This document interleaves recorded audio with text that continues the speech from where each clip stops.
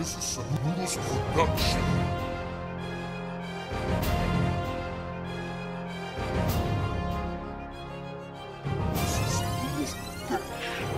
Alright, what's up? What's going on, guys? Captain Monk here.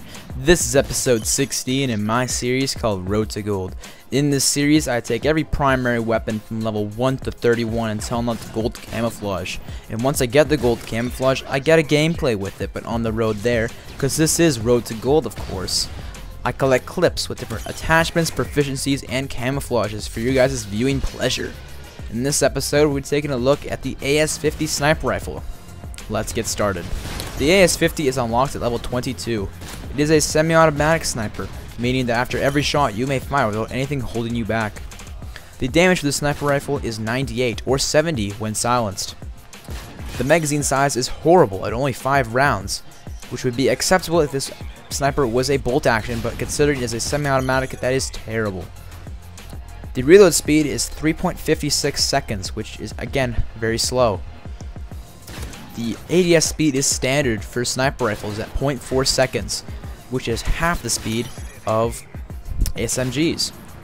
The fire rate in the sniper rifle is very slow at 200 rounds per minute, meaning that although it is a semi-automatic, you cannot shoot the sniper rifle faster than 200 rounds per minute. But this is not a very big deal, considering that because of this fire cap, you basically have to go with the recoil. It's kind of hard to explain, but because this weapon's recoil going up and to the right, by the time it comes back down, you can shoot, but you cannot do it any faster than that, so it kind of makes it so you have to let the recoil settle before shooting, which is not much of a hindrance in the first place, because why would you want to shoot when the recoil's off target, right? The zoom on this weapon is very odd at 2.4.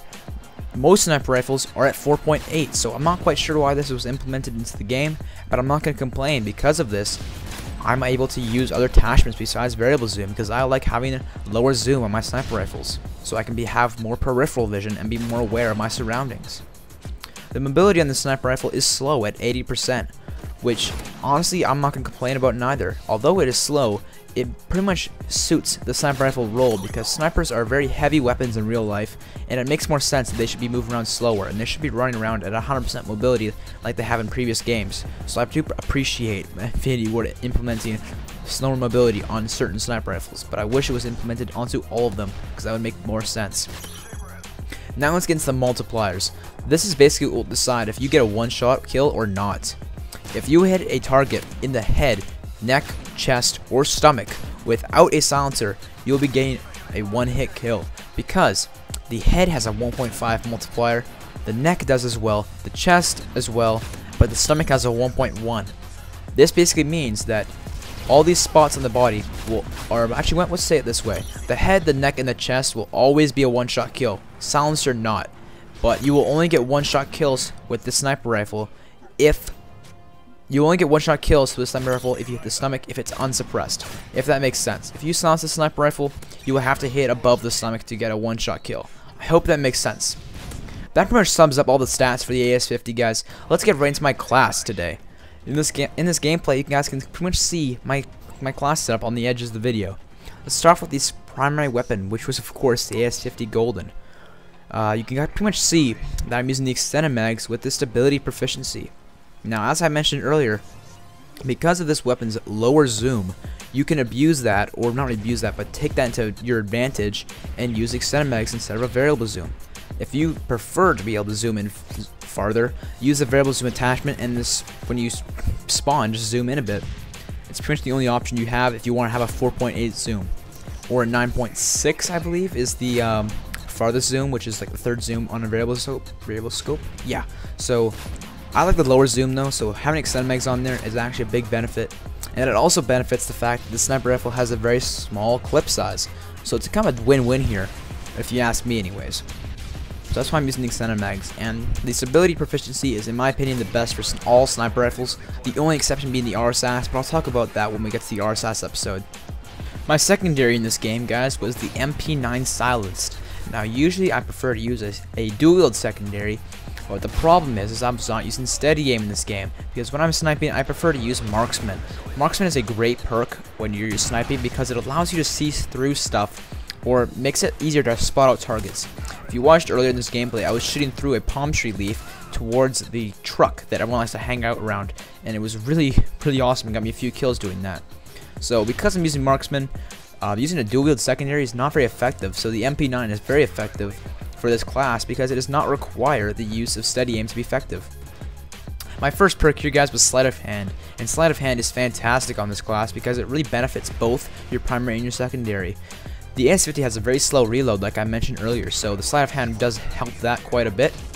But what Sleight of Hand also does for you is, because of the MP9's very slow swap time is basically how long it takes to switch between that weapon and another weapon. It takes quite a long time with the MP9 for some odd reason, so Sleight of Hand does help that out a lot. So it's kind of a win-win for both weapons when using Sleight of Hand. My second tier perk here today, guys, was Hardline.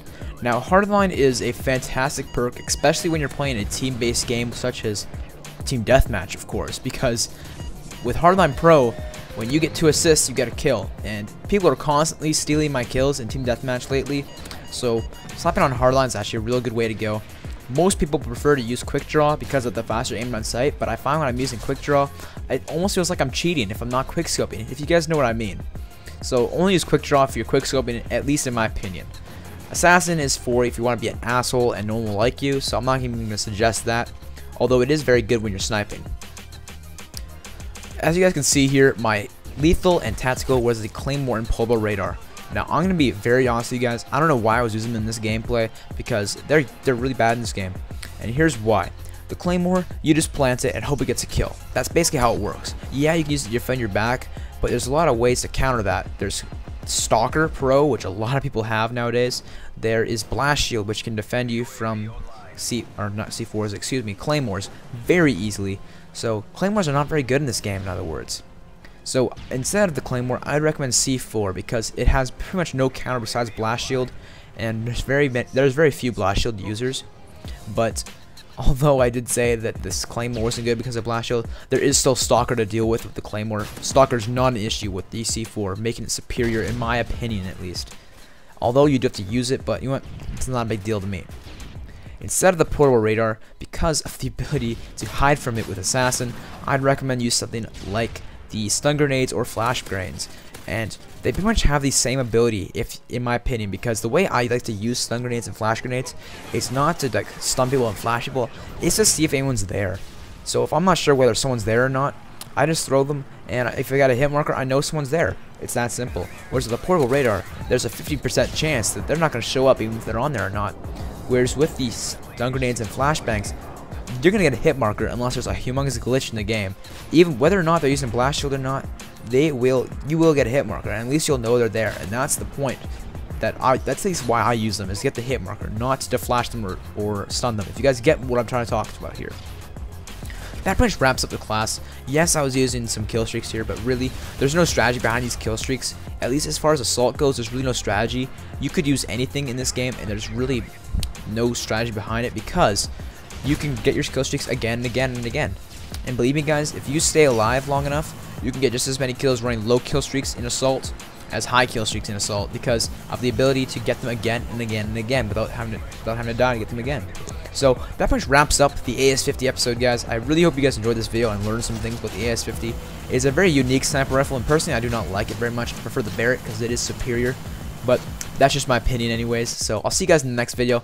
The next episode should be the AA12. Stay tuned for that, guys, and peace.